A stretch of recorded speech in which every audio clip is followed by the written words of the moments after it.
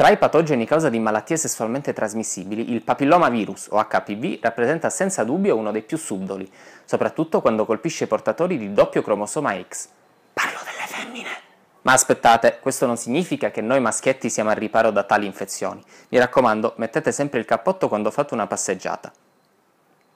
Scherzi a parte, ciò che rende tale virus particolarmente insidioso è la sua caratteristica di essere oncogeno, ovvero è in grado di indurre gravi alterazioni nella crescita di cellule sane, processo noto come displasia, che può degenerare nella comparsa di tumori, e questo grazie alle sue caratteristiche.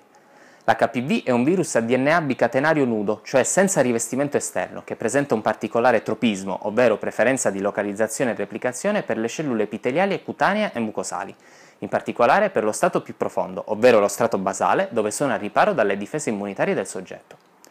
Il virus accede agli strati più profondi grazie alle microlesioni che si generano durante l'atto sessuale, e questo spiega perché le regioni genitali, quindi quelle più soggette ad attrito, risultino le più colpite.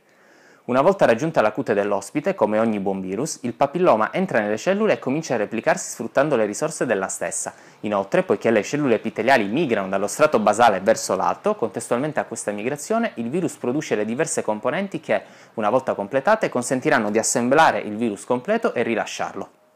In aggiunta a questo, l'HPV possiede un secondo asso nella manica. È in grado di indurre, agendo sul DNA, una proliferazione rapida ed incontrollata delle cellule nello strato basale, causando la comparsa di lesioni tipiche denominate verruche, quando colpiscono la cute, e condilomi, quando colpiscono la mucosa. Queste, pur essendo altamente antiestetiche, non rappresentano di per sé una patologia maligna ed in genere è sufficiente la rimozione chirurgica, accompagnata da una terapia cheratinolitica per rimuovere ogni traccia delle lesioni. Ok, direte voi. Allora, se è così semplice, da dove viene tutta la confusione riguardo a questo virus?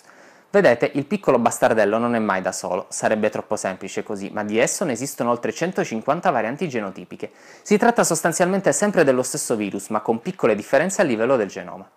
Questi genotipi sono stati suddivisi in due classi, basso rischio ed alto rischio, in base al loro potere oncogeno. Nella prima classe fanno parte gruppi come 6 ed 11, da soli responsabili di circa il 90% dei condilomi. La categoria ad alto rischio invece comprende gruppi quali 16 e 18, i più frequentemente associati a patologie come tumore vulvare, vaginale, anale e della cervice. A questo punto vi starete chiedendo, ma i tumori non hanno innumerevoli fattori scatenanti come fumo, dieta ed età? Sebbene questo sia assolutamente vero, indagini bioptiche, ovvero con prelievo di campioni di tessuto su tali tumori, ha evidenziato come l'HPV sia presente nel 99,8% dei casi di cancro alla cervice, nel 90% dei cancri all'ano, fino al 50% dei cancri alla vagina, pene e vulva e nel 25% dei cancri alla mucosa orale. Significa forse che una positività all'HPV deve invitarci ad andare subito dal nostro oncologo di fiducia? Assolutamente no. Di tutte le donne infettate da HPV, indipendentemente dal genotipo, circa l'80% guarisce senza recidive.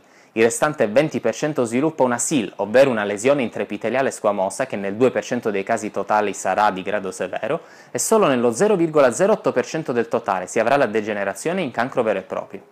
In particolare, per quanto riguarda l'apparato genitale femminile, la metà di questi tumori HPV positivi è data dal genotipo 16 e nel 20% dal genotipo 18. Mentre i 12 genotipi ad alto rischio più comuni causano il 90% di questi tumori.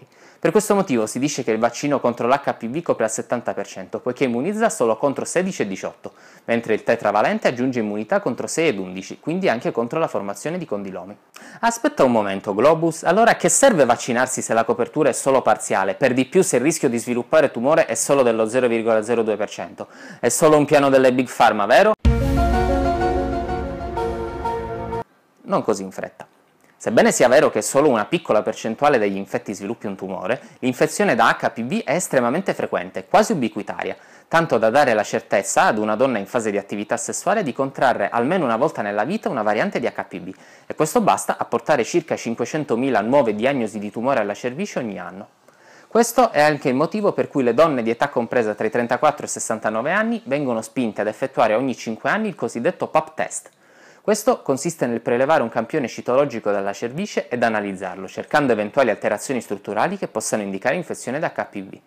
In caso negativo, il test si effettuerà di nuovo dopo 5 anni, mentre in caso di positività si raccomanda un nuovo prelievo citologico di triage. Qualora questo risulti negativo, si rimanda ad un follow-up dopo un solo anno anziché 5, mentre se il citologico di triage o il follow-up evidenziano alterazioni citologiche di qualsiasi tipo, si raccomanda la colposcopia, esame che usa una specie di microscopio per analizzare direttamente la mucosa della cervice ed evidenziare eventuali alterazioni preoccupanti, in modo da dare inizio al trattamento adeguato il prima possibile. Questo cosiddetto algoritmo diagnostico è stato messo a punto recentemente in modo da omologare il comportamento degli specialisti medici, in particolare i ginecologi, in quanto essi sono la prima sentinella che permette di scongiurare patologie tanto gravi. E anche per oggi abbiamo concluso, spero sia stato istruttivo e di vostro gradimento. In caso affermativo mettete mi piace e iscrivetevi al canale, questo mi dice che sto facendo un buon lavoro.